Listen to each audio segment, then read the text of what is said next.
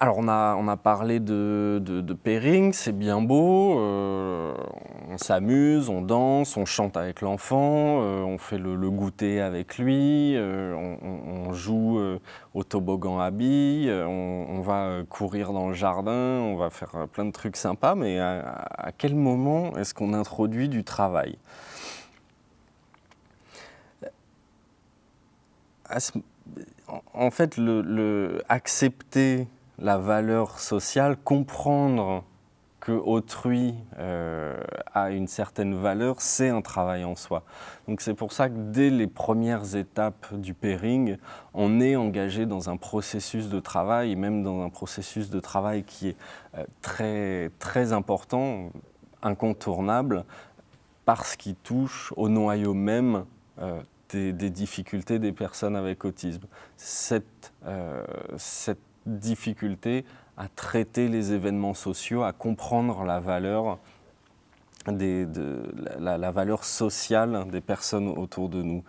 Donc il ne faut pas qu'on brûle les étapes, il ne faut pas qu'on se dise mais non, le pairing ça ne sert à rien, il faut qu'il s'asseye au bureau, il faut qu'il travaille, il n'y a que ça qui compte, il faut qu'il apprenne à compter, à écrire, il n'y a que ça qui est important. Non, ce qui est important, c'est de mettre en place les bases manquantes, en particulier sur ces comportements sociaux, pour avancer de façon plus sereine dans le futur. Ensuite, quand on dit quand est-ce que je commence à introduire le travail, quelque part, le mieux, au moins au début, ça serait que le travail, ça ne soit pas perçu par l'enfant comme du travail. C'est pour ça, quand on parle de pairing, on parle beaucoup de plaisir, d'amusement, que l'enfant va apprendre des choses, va apprendre la valeur du nouvel éducateur, du nouveau psychologue, mais sans s'en rendre compte. Et au fur et à mesure, c'est ce qu'il faut qui nous guide aussi quand on va proposer différents apprentissages, c'est comment rendre ces apprentissages le plus agréable possible, le moins contraignant possible. Et c'est de cette façon-là que l'enfant avec autisme, c'est peut-être vrai pour les enfants avec un développement typique aussi, pour qu'ils apprennent de la meilleure façon possible. Maintenant, évidemment, il va falloir qu'à certains moments, on s'asseye. Quand on va à l'école, il faut s'asseoir au bureau, à la maison. On ne va peut-être pas passer notre vie à chanter, à danser. De temps en temps, il va falloir s'asseoir pour faire un peu des activités. Si on rencontre un souci avec un enfant qui ne veut pas venir s'asseoir au bureau, qu'est-ce qu'on se pose comme question? À votre avis, pourquoi il ne veut pas venir? Il y a plein de possibilités. Qu'est-ce que ça représente pour lui, le fait de venir s'asseoir? Et c'est ça qui va nous guider dans la façon dont on peut résoudre ce problème-là. Tout simplement en commençant par ne pas proposer toujours des activités contraignantes quand l'enfant vient s'asseoir avec nous. C'est-à-dire lui proposer des jeux. On peut tout à fait venir s'asseoir au bureau et puis jouer avec la toupie, regarder un livre qu'il aime bien avec son personnage favori, faire des bulles de savon. On peut tout à fait venir prendre le goûter sur la table, à l'endroit où on va plus tard lui proposer des activités un petit peu plus contraignantes. Donc c'est là aussi un processus de pairing où on associe des activités très plaisantes avec le fait de venir s'asseoir. Et évidemment, si l'enfant a des difficultés sur ce type de comportement, venir s'asseoir, on va travailler dans différents environnements. On va travailler à cuisine, dans la chambre, à l'école, sur tous ces moments-là pour que l'enfant comprenne bien que s'asseoir, et s'asseoir pas que pour travailler, mais aussi pour faire les activités qu'on aime bien, c'est pas quelque chose de si désagréable que ça. Si cela est nécessaire, Si c'est vraiment très difficile pour l'enfant de venir s'asseoir, on peut commencer à faire du pairing juste avec la table ou juste avec la chaise. On pourrait tout à fait imaginer que pour un enfant, ça soit tellement difficile, tellement aversif de venir s'asseoir au bureau, qu'il faille juste mettre la table, mettre des jeux sur la table, prendre les jeux sur la table, jouer autour de la table avec tout ce qu'on a mis dessus, sans devoir s'asseoir, pour que déjà la table, ça soit vécu comme quelque chose, un stimulus, un événement, quelque chose qui n'est pas finalement si désagréable que ça. Et puis après, une fois que c'est bon, une fois que l'enfant est familiarisé avec la table, et ben là, on peut rajouter la chaise. Et puis de temps en temps, on s'assoit pour prendre un jeu, et puis on se relève, et puis on s'assoit à nouveau. Et comme ça, on va de l'un à l'autre et on diminue le caractère aversif de la table, de la chaise. On augmente le caractère renforçant de la table, de la chaise, et puis l'enfant va petit à petit s'habituer à venir s'asseoir, et puis nous, on pourra petit à petit lui donner des petites instructions, lui dire de faire des choses faciles au début, et après des choses de plus en plus difficiles. Un autre point relatif au pairing, qui est souvent rapporté par les personnes qui travaillent avec des enfants avec autisme ou par les familles, c'est un enfant qui n'écoute pas quand on prononce son prénom. Et comme pour la table et la chaise, on se pose la question, pourquoi est-ce qu'il n'écoute pas ? Si on voit un petit peu dans la vie de tous les jours, à quel moment est-ce qu'en général on l'appelle, ce cher petit garçon ou cette chère petite fille ? On va l'appeler au moment où on va lui proposer des contraintes, des consignes. Viens, c'est l'heure de prendre ton bain, pour l'enfant qui ne veut pas prendre son bain. Arrête de regarder la télé, on prononce le prénom de l'enfant, et viens manger. Donc on va avoir tendance à utiliser son prénom toujours quand on lui demande de faire des choses, quand on lui impose des contraintes ou qu'on lui donne des consignes. Donc à ce moment-là, qu'est-ce qui se passe ?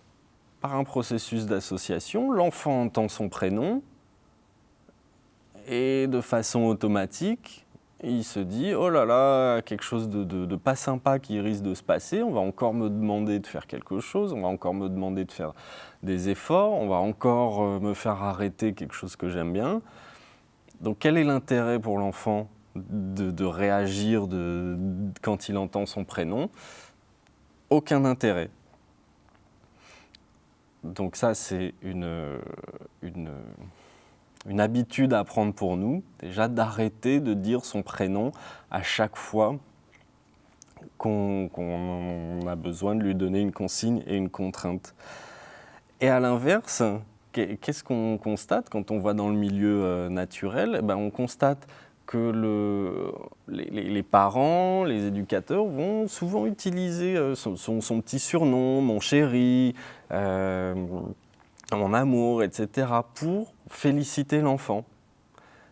Et on se retrouve dans une situation où, en général, les familles, les éducateurs vont avoir tendance à utiliser le prénom de l'enfant pour donner des consignes, et à l'inverse, vont utiliser son petit surnom sympa, mon titounet, pour le féliciter.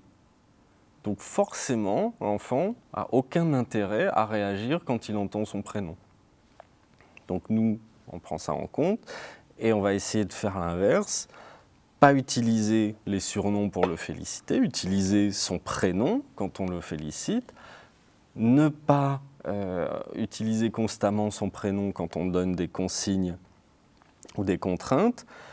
Et dans certains cas, si c'est vraiment très aversif pour l'enfant, on peut juste utiliser son prénom quand on donne le renforçateur. Juste associer le prénom au renforçateur. Quand c'est le moment du repas, on prononce le prénom de l'enfant et puis on lui donne à manger. S'il ne sait pas manger tout seul, on lui donne la cuillère. Et comme ça, on répète son prénom à chaque fois qu'on donne la cuillère. Et de cette façon-là, il associe son prénom à quelque chose de positif. Et de cette façon-là, dans le futur, quand il va entendre son prénom, il y aura une probabilité plus élevée qu'ils réagissent, qu'ils nous regardent et qu'on puisse petit à petit faire en sorte qu'ils fassent de plus en plus attention à nous quand on prononce son prénom. On peut dire son prénom dans des moments neutres aussi, tout au long de la journée, pour qu'il soit habitué à l'entendre et que ce prénom ne soit pas uniquement lié à des contraintes. Et ça, c'est un petit point que pas directement lié au prénom, que plus lié, on va dire, au regard. Le fait, dès que l'enfant regarde spontanément vers nous, on peut renforcer, on peut le féliciter, parce que le regard, c'est un événement social qui a une certaine valeur et qu'il faut qu'on puisse continuer à le renforcer au jour le jour. Quelques dernières informations sur le processus de pairing. Le pairing, c'est quelque chose qui ne s'arrête jamais. Le pairing, c'est quelque chose de dynamique. Et comme toute relation interpersonnelle, c'est quelque chose qui va être en constant mouvement. Ça va être tout le temps en train de bouger. Et nous, comme on sait que le pairing, c'est particulièrement important pour que l'enfant soit attentif à nous, pour qu'il nous écoute, pour qu'il puisse, dans le futur, suivre nos consignes, on va toujours garder en tête, le pairing ne s'arrête jamais. Je peux, à chaque fois que j'arrive chez l'enfant, prendre 2-3 minutes pour faire quelques moments de pairing, que ça soit un petit peu sympa. Finir l'activité, finir la séance éducative par du pairing, par quelque chose que l'enfant aime bien, et puis que ça soit lié à notre présence pour que ce pairing continue en permanence. Il faudrait qu'on puisse aussi, si possible, incorporer du pairing lors des temps de renforcement, c'est-à-dire que quand l'enfant a droit à quelques minutes de pause, un renforçateur, une activité, ça serait mieux que cette activité se fasse avec nous que sans nous. Alors évidemment, il y a des moments où l'enfant avec autisme, il a besoin d'une vraie pause, qu'on arrête d'être sur son dos. Mais si on sait qu'on peut le faire, autant passer quelques instants à s'amuser avec lui. Incorporer du pairing lors des activités de travail, là c'est tout au long de la séance, participer avec lui, jouer avec lui, être enthousiaste, s'amuser, que le moment où on est là soit un moment vraiment agréable. Il faudrait savoir se mettre en tête que le pairing, c'est ce qui permet de créer cette motivation sociale, cette motivation d'être avec vous, avec les familles, avec les enseignants, avec les AVS, avec les frères et sœurs, avec les cousins et les cousines. Et que de cette façon-là, quand l'enfant va être motivé, il va beaucoup mieux apprendre. S'il est motivé, s'il est intéressé et qu'il a envie de rester avec nous parce qu'on est vécu comme quelque chose de positif, il va beaucoup mieux apprendre, cet enfant. Enfin, il faut bien se dire que les processus dont on a parlé, les processus de l'analyse du comportement, ils jouent sur les enfants avec autisme comme ils jouent sur nous. Et que tout éducateur, tout psychologue, tout parent doit savoir que le processus de pairing, ça s'applique à lui aussi. Qu'est-ce que ça veut dire ? Ça veut dire que nous aussi, le plus on va prendre de plaisir, le plus on va s'amuser dans les séances avec l'enfant, le plus on sera motivé à venir et à travailler avec lui. Et qui dit motivation, dit apprendre mieux. Et par la mise en place de ce cercle vertueux, on va pouvoir faire des séances de travail qui vont être les plus positives possibles pour l'enfant avec autisme.